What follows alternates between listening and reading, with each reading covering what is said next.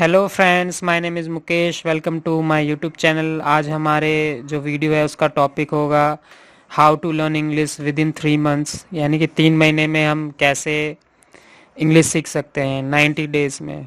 तो सबसे पहले मैं ये बोलना चाहूँगा कि 3 मंथ्स में जो लोग सीख सकते हैं बहुत जल्दी, वो मतलब एक कैटेगरी है लोगों की। वो कौन से लोग हैं? वो लोग हैं जो पहले से मतलब 12th तक पढ़े हुए हैं, उनके इंग्लिश सब्जेक्ट था, उन्होंने बहुत सारे एग्ज़ाम दिए इंग्लिश में, उनको बहुत सारे स्टोरीज पढ़ी हुई हैं, पैराग्राफ पढ़ा हुआ है, पहले से वो बहुत वर्ड्स जानते हैं। और तो वो उनके माइंड में बहुत कुछ है पहले से, जो रीडिंग उनकी राइटिंग ठीक ठाक है।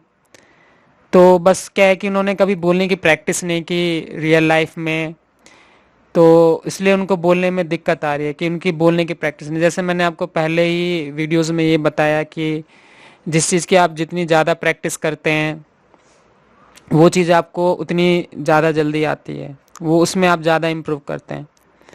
जैसे कि हमारे अगर हम गवर्नमेंट स्कूल की बात करें, स्पेशली दिल्ली की, तो वहाँ पर क्या होता है कि रीडिंग राइटिंग मतलब लोग करवाते हैं, लेकिन मतलब उनकी स्पीकिंग कम होती है, हिंदी में ज़्यादा बात करते हैं, हिंदी में ही सब कुछ चलता है। इसलिए वहाँ पे स्पीकिंग की प्रैक्टिस नहीं हो पाती है, जिसकी वजह से प्रैक्टिस मतलब उनकी इंग्लिश स्पीकिंग इम्प्रूव नहीं होती है। लेकिन जैसे कोई प्राइवेट स्कूल में होता है, इंग्लिश मीडियम स्कूल होता है, तो वहाँ पर इस तरह का इन्वायरमेंट बनाया जाता है कि वो इंग्लिश में ही पढ़ें, इंग्लिश में मतलब जो उनके सिलेबस होता है वो तो इंग्लिश में होता ही है, लेकिन जब टीचिंग होती है तो वो भी इंग्लिश में होती है। अधिकतर लोग इंग्लिश लैंग्वेज का ही ज़्यादा यूज़ करते हैं, तो इससे क्या होता है कि उनका जो बोलने की प्रैक्टिस होती रहती है वहाँ पे, और उनका कॉन्फिडेंस भी बढ़ता है, तो बहुत लॉन्ग टाइम तक वो बोलते रहते हैं। तो इसकी वजह से उनके इंग्लिश बोलने और सुनने ये अच्छा होता है, उनको इन्वायरमेंट मिले। लेकिन हिंदी मीडियम में ऐसा नहीं होता है, जिसकी वजह से जो हिंदी मीडियम से पढ़े हुए जो बच्चे होते हैं उनकी रीडिंग राइटिंग तो ठीक होती है, लेकिन उनकी स्पीकिंग उस तरह का इन्वायरमेंट नहीं होता है, वहाँ वैसे बच्चे नहीं आते हैं, उनके पेरेंट्स वैसे नहीं होते हैं। ऐसे बहुत सारे कारण हो सकते हैं जिसकी वजह से उनकी इंग्लिश अच्छी नहीं होती है और उनका बोल चाल ठीक नहीं होता है। तो इस चीज़ को मेकअप करने के लिए हालांकि उनकी रीडिंग राइटिंग अच्छी है तो उनको कुछ स्टेप्स लेने होते हैं, लेकिन जिनकी बिल्कुल रीडिंग राइटिंग भी कुछ भी नहीं है, फिर उनको क्या होता है कि उनको लॉन्ग टाइम उसमें स्पेंड कर देना पड़ता है। पहले उनको अच्छी अपनी रीडिंग राइटिंग भी इम्प्रूव करनी होती है, और साथ में साथ उनको फिर प्रैक्टिस भी करनी पड़ती है, बोलने की और सुनने की, इन सब की भी प्रैक्टिस करनी पड़ती है। तो हो सकता है कि जो कभी उन्होंने रीडिंग राइटिंग उनकी कमज़ोर है और उनके बहुत सारे शब्दों का ज्ञान नहीं है और बहुत सारे उनकी बेसिक्स बहुत कमज़ोर हैं, तो उनको ज़्यादा महीना लग सकता है, 3 मंथ से 1 ईयर भी लग सकता है। मतलब उनके कितनी दिनों में वो अपने स्किल्स को डेवलप करते हैं, इस चीज़ के ऊपर डिपेंड करता है। तो आप समझ गए होंगे कि जिनका बेसिक्स कंप्लीट है उनको 3 मंथ्स 2 मंथ्स या 4 मंथ, उनको कम समय भी ज़्यादा समय भी कुछ भी लग सकता है। उनके सभी इंडिविजुअल पे डिफरेंट डिफरेंट डिपेंड करता है कि वो कितने दिन में ग्रैब कर लेते हैं। लेकिन आपने बहुत सारे वीडियोस देखे होंगे कि 2 महीने में 2 महीने में सीखिए, कोई कोई तो है कि 1 घंटे में सीख लीजिए। इस तरह की मतलब आप खुद ही समझ सकते हैं कि ये सही वीडियोस हैं कि गलत वीडियोस हैं। जो इस तरीके के मतलब वीडियोस आपने यूट्यूब में बहुत देखे होंगे। तो रियल फैक्ट ये चीज़ है। उसके बाद ये टॉपिक आता है कि हम कैसे इंग्लिश बोलना सीख सकते हैं। आप ये समझिए कि आपको कोई अदर लैंग्वेज सीखनी है, जैसे आप साउथ इंडिया में जाते हैं, वहाँ तो हिंदी चलती नहीं है, वहाँ पे तमिल कन्नड़ इस तरह की भाषा चलती हैं। तो सबसे पहले आप ये समझिए कि आप जिस तरीके से नई लैंग्वेज इंग्लिश सीखना चाह रहे हैं, वैसे ही अदर लैंग्वेज का भी प्रोसेस वही होता है सीखने का।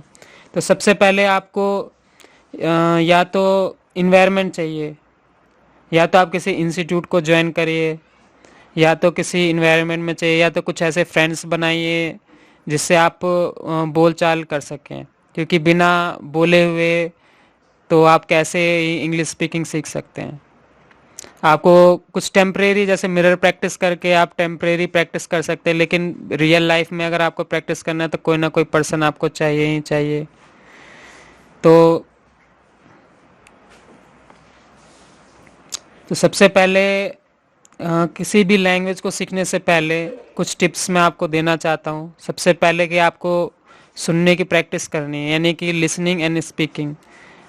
तो दो चीज़ें हैं जिनको आपको प्रैक्टिस करनी है। जब आप अच्छे से सुनेंगे, समझेंगे कि अगले पर्सन क्या बोल रहा है, तभी तो आप उसको कोई जवाब दे पाएंगे। तो सबसे पहला है कि आपको लिसनिंग केयरफुली सुनना है, उसके बाद जवाब देना है। उसके बाद जैसे आप किसी से बात करते हैं, सबसे पहले आइज कांटेक्ट आपको मतलब बनाना है और नर्वस नहीं दिखना है। अगर आप यहाँ वहाँ देखेंगे और एकदम नर्वस फील करेंगे और तो आपको समझने में दिक्कत होगा। और ऐसा भी होता है कि सबसे अगर हम जैसे शुरुआत हम कर रहे हैं किसी चीज़ का, तो सबसे पहले हम कोई मतलब बोल रहा है इंग्लिश में, तो हम उसकी हिंदी कन्वर्ट करते रहते हैं। तो जैसे जैसे उसने हिंदी कन्वर्ट किया, अब वो कुछ बोल रहा है और आप हिंदी में उसको ट्रांसलेट कर रहे हैं, तो वो क्या बोला उसने एकदम उसके बाद आप समझ ही नहीं पाएंगे, क्योंकि आपका जो माइंड है वो तो बिजी होगा ट्रांसलेट करने में। तो आप ध्यान से उसको सुनिए। और स्पीक करते टाइम भी यही होता है कि आप स्पीक कर रहे हैं और हिंदी में ही पहले उसको ट्रांसलेट कर रहे हैं, फिर इंग्लिश में बोल रहे हैं, तो ये होगा कि लॉन्ग प्रोसेस हो जाएगा और आपको बहुत दिक्कत होगी। इसलिए हमें ये कोशिश करनी चाहिए कि कोई भी हम लैंग्वेज सीख रहे हैं तो उसी चीज़ में सीखें, यानी कि इंग्लिश टू इंग्लिश सीखें। लिसन भी इंग्लिश टू इंग्लिश में करें और बोले भी इंग्लिश टू इंग्लिश में। लेकिन जैसे हिंदी में हम बात कर रहे हैं, तो क्या हम किसी और लैंग्वेज में ट्रांसलेट करते हैं, किसी और लैंग्वेज में हम सोचते हैं क्या? जब हम हिंदी बोलते हैं तो हिंदी में ही सोचते हैं, हिंदी में ही बोलते हैं, ना कि हम किसी और लैंग्वेज में करते हैं। तो हमें कोशिश करनी चाहिए, अगर हम शुरुआत किया, हमने स्टार्टिंग की, तो हम हेल्प ले सकते हैं किसी और लैंग्वेज का सीखने में। लेकिन एकदम उसको हैबिट ही बना लेना तो ये सही नहीं है। उसके बाद जैसे हम स्टार्ट करते हैं कन्वर्सेशन, नेक्स्ट टिप तो ये है कि फ्रेजेस आपको याद करने चाहिए, यूज़फुल एक्सप्रेशंस आपको याद करने चाहिए। फ्रेज क्या होता है? एक छोटा सेंटेंस होता है। जैसे कि हम बोलेंगे कि please give me a glass of water, welcome, please come sit here. तो इस तरीके से हम बोल सकते हैं। Give me your pen please. तो इस तरीके के छोटे छोटे सेंटेंसेस बोलचाल की भाषा में हम यूज़ करते हैं, ना कि हम एक लॉन्ग पैराग्राफ, लॉन्ग कन्वर्सेशन पहले ही हम करें। तो जो छोटे छोटे सेंटेंस हैं, अब जैसे हम कुछ खरीदने के लिए जा रहे हैं, तो हम कोई लॉन्ग कन्वर्सेशन तो हम करने नहीं जा रहे हैं, तो हम एक छोटा छोटा वर्ड यूज़ कर सकते हैं। जैसे कि ये सामान मुझे खरीदना है, तो हम बोलेंगे how much is it for, यह कितने का है। तो व्हाट इज़ इट्स कॉस्ट या how much is it for, इस तरीके के हम यूज़ कर सकते हैं एक नॉर्मल कन्वर्सेशन में। तो जो यूज़फुल एक्सप्रेशंस हैं, यूज़फुल फ्रेजेस हैं, उनको हम याद कर सकते हैं। उसके बाद जब भी हम बात करते हैं तो हमें रिलैक्स फील होना चाहिए। मान लीजिए कि आप किससे बात कर रहे हैं, हालांकि आपकी ग्रामर सही नहीं हो या कुछ भी प्रॉब्लम हो आप में, तो आप अगर नर्वस हो जाएंगे तो वैसे भी आप नहीं बोल पाएंगे। मान लीजिए कि आपको हिंदी में किसी से बात करना है और आप नर्वस हैं, आप कॉन्फिडेंट नहीं है आप में, तो वैसे भी आप कुछ भी नहीं, हिंदी में भी नहीं बोल पाएंगे, या जो भी आप का जो नेटिव लैंग्वेज है वो आप बोल ही नहीं पाएंगे। तो सबसे पहले अपने आप को आप रिलैक्स कीजिए, कुछ भी आप सही गलत बोल रहे हैं उसको बोलिए, कॉन्फिडेंस में रहिए। और जैसे आपसे कुछ अगर गलती हो जाती है प्रोनाउंसिएशन में या किसी भी चीज़ में, तो बार बार आप सॉरी मत बोलिए, और जैसा आप हैं वैसा ही रहिए। कुछ ज़्यादा आप बढ़ा चढ़ा कर मतलब अपना प्रोनाउंसिएशन चेंज कर लें या ज़्यादा ही शो ऑफ करें, तो जैसा आप हैं वैसा ही अपने आप को दिखाइए। और सिंपल बातचीत करने का तरीका, जैसे कि आपने कुछ सिनोनिम्स पढ़ लिए या कुछ आपने ऐसा कुछ सीखा और कि मतलब अगला बंदा कुछ समझ ही नहीं पा रहा है, इस तरह की चीज़ें आपने पढ़ी। तो जो भी सिंपल वर्ड जो बोलचाल की भाषा में यूज़ होता है, ऐसे वर्ड्स आप यूज़ करिए, ऐसे सेंटेंसेस यूज़ करिए। और जल्दी जल्दी मतलब एक बार एक्साइटमेंट में आके आप जल्दी जल्दी ना बोलें। और जो आपका जो रिदम है उसको एक सिंपल रखें, नॉर्मल लिखें कि अगला बंदा आपको समझ पाए। और प्रोनाउंसिएशन जो उच्चारण है शब्दों का, उसको भी आप सीखें। अब उसको आप कैसे सीख सकते हैं? अगर जैसे आपने कहीं सुना वो सीख सकते हैं, गूगल पे आप जा सकते हैं और वहाँ पे आप सही शब्दों का उच्चारण सीख सकते हैं। कि जैसे आप बातचीत कर रहे हो, सबसे मेन है कि उच्चारण की आप कोई आपने कुछ वर्ड बोला और अगर नेक्स्ट पर्सन उस वर्ड को समझ ही नहीं पाया तो आप क्या बोलना चाहते हैं वो समझ ही नहीं पाएगा। इसलिए ज़रूरी है कि प्रोनाउंसिएशन मतलब अच्छा होना चाहिए आपका, कि नेक्स्ट पर्सन समझ पाए। हालांकि वो पूरा सेंटेंस नहीं है, वो वर्ड ही है। एक वर्ड भी आप अगर आप उनको गलत बोलते तो वो समझ नहीं पाएंगे। और जैसे आपने हमने स्टार्ट किया इंग्लिश बोलना तो एकदम ग्रामर, स्ट्रिक्ट ग्रामर हम बोले ज़रूरी नहीं है। पहले आप अपना भूल जाइए कि हमें क्या ग्रामर आता है नहीं आता है। जो आपके मन में है, जितना आपसे हो सकता है, जितने वर्ड्स और जितने फ्रेजेस या जो भी आप जानते हैं उसके उसी से ही बोलिए, कॉन्फिडेंस से।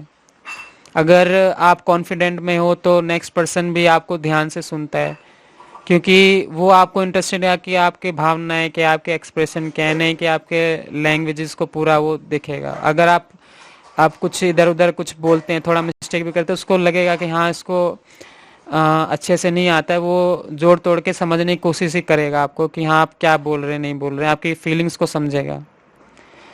तो आप अगर आपने स्टार्टिंग की है तो आप उतना मतलब ध्यान मत दीजिए, अपना कॉन्फिडेंस से सिर्फ बोलिए।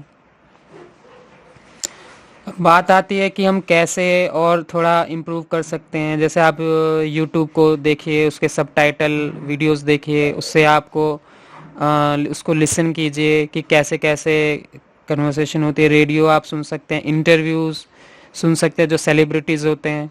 तो जैसे आपको जो आपका फेवरेट सेलिब्रिटी है आप उसको सुनिए, तो उसमें क्या होता है कि आपको इंटरेस्ट जागता है कि हाँ मेरे जो फेवरेट सेलिब्रिटी क्या बोलना चाह रहे हैं। तो आप ध्यान से उनके वर्ड्स को, सेंटेंसेस को आप सुनते हैं। आप उनको सोशल मीडिया पे फॉलो भी कर सकते हैं, तो उनके जो वो कुछ बोलेंगे तो आप उनको देखने में भी आपको अच्छा लगेगा और वो क्या बोल रहे हैं आप ध्यान से सुन भी और समझ भी पाएंगे, आपको इंटरेस्ट भी जागेगा। सिंपल स्टोरीज़ वगैरह हम सुन सकते हैं कि वो क्या बोल रहे नहीं बोल रहे, उनके कन्वर्सेशन से भी कार्टून जैसे आप देख सकते हैं। और इन्हीं सब प्रैक्टिस से आप अच्छे खुद को आप इम्प्रूव कर सकते हैं। और जैसे कुछ लोगों को लैंग्वेजेस सीखने हैं तो या तो वो उस कंट्री में चले जाते हैं या उस देश में चले जाते हैं जहाँ के, जैसे इंग्लिश सीखना है तो इंग्लिश स्पीकिंग कंट्री में जाते हैं, या फिर हम इन्वायरमेंट जो होता है किसी क्लास को ज्वाइन करते हैं। तो ये चीज़ मैं आपको पहले ही बता चुका हूँ। और अगर आपका कोई फ्रेंड है आप ही जैसा जो वो सीखना चाह रहा है तो आप उसको भी ज्वाइन कर सकते हैं। और ऐसा भी होता है कि जैसे आप स्टार्ट करते हैं इंग्लिश बोलना तो आपके फ्रेंड्स सब आपका खूब मजाक उड़ाएंगे, अरे अंग्रेज बन रहा है ये, तो इंग्लिश सीख रहा है, ये वो इंग्लिश में बात कर रहा है, कुछ दिन तो पहले तो हिंदी में बात कर रहा था। तो आपको इन सब से डरना नहीं है, और या उन पे माइंड नहीं करना है, ध्यान नहीं देना है कि वो मेरा मजाक उड़ा रहे हैं कि नहीं। आप एकदम फ्लो बोलिए, और जो आपको सपोर्ट करता है वैसे फ्रेंड्स के साथ आप अच्छे से प्रैक्टिस कर सकते हैं। उसको इम्पोर्टेंट समझाइए इंग्लिश का, हाँ इंग्लिश कितनी इम्पोर्टेंट है। और आपका कोई मजाक उड़ा रहा है आपके फ्रेंड, तो उनको छोड़िए और उनको और मतलब उनके सामने और इंग्लिश बोलिए जितना वो आपको मजाक उड़ाते हैं। और अगर आप क्लास अच्छा, अगर आपके अगल बगल में मतलब अच्छी कोचिंग है वो ज्वाइन कर सकते हैं। यूट्यूब बहुत अच्छा प्लेटफॉर्म है, वहाँ पे आप बहुत कुछ सीख सकते हैं। और मेरे जो भी मैं वीडियोस बनाऊंगा उसमें अच्छे मैं कन्वर्सेशन डालूंगा, अच्छे क्वेश्चन आंसर से हम सीखेंगे, स्टोरी से हम सीखेंगे। तो मेरे वीडियो से भी आप अच्छा कन्वर्सेशन प्रैक्टिस कर सकते हैं। अगर आपको नहीं ज्वाइन कर सकते किसी कारणवश, जैसे कि अभी कोविड-19 पेंडेमिक चल रहा है, बहुत सारे कोचिंग नहीं खुले हुए हैं, तो मेरे यूट्यूब से भी आप अच्छे तरीके से सीख सकते हैं। और फिर किसी अगल बगल के फ्रेंड के साथ या बच्चों के साथ भी आप प्रैक्टिस कर सकते हैं। बच्चों तो आपका विरोध करेंगे नहीं, तो आप बस बोलते रहिए उनके सामने कुछ भी, तो वो मतलब हंसेंगे, लेकिन आपके पास ऐसा लगेगा तो सही कि आप दूसरे पर्सन से किसी बात कर रहे हैं। अगर बहुत ख़राब कंडीशन है, कुछ है, कोई है ही नहीं आपके पास, तो आप मिरर प्रैक्टिस भी कर सकते हैं। शीशे में देखकर आप बातचीत कर सकते हैं। तो इस तरीके से जितना आप अपने मुंह से बोलने की प्रैक्टिस करेंगे उतना ही आपका इंग्लिश बोलना इम्प्रूव होगा। तो जितना आप प्रैक्टिस करेंगे, करते जाएंगे, तो उसी तरीके से चीज़ें इम्प्रूव होती जाएंगी। आई होप कि मैंने बहुत कुछ आपको समझाया। जितना मेरा एक्सपीरियंस है, life experience, real life experience से मैंने आपको बहुत कुछ समझाने की कोशिश की है। तो आई होप कि ये वीडियो आपके लिए बहुत यूज़फुल होगी। अब आने वाली सीरीज़ में मैं बहुत सारे वीडियो में, कुछ वीडियोस में मैं आपको सिर्फ क्वेश्चन आंसर स्टोरीज़ के माध्यम से ही वीडियोस बनाऊंगा, और उसके बाद हम ग्रामर की प्रैक्टिस करेंगे। और पिछले कुछ वीडियो में मैंने आपको ग्रामर पढ़ाया, टेंस पढ़ाया, बताया है, क्वेश्चन आंसर कैसे बनते हैं वो बताया है, एक्टिव वॉइस पैसिव वॉइस बताया है, और मॉडल्स बताए हैं। ये 27 तरीके हैं सेंटेंसेस बनाने के, और बहुत सारे ग्रामर के रूल्स। आप उसको देखिए, उससे आपको बहुत ही हेल्प होगा। जो हम आगे कन्वर्सेशन करेंगे, वीडियोस बनाएंगे, उसमें आपकी काफ़ी मदद होगी। तो आप उसको ज़रूर देखिए। तो बने रहिए मेरे साथ इस सीरीज़ में, इंग्लिश स्पीकिंग की सीरीज़ जो प्लेलिस्ट में अलग से बनाऊंगा। तो आप उसको देखिए, आपकी ज़रूर इंग्लिश इम्प्रूव होगी। तो इस वीडियो में इतना ही। मिलता हूँ मैं आपको नेक्स्ट वीडियो में। Thanks for watching my video.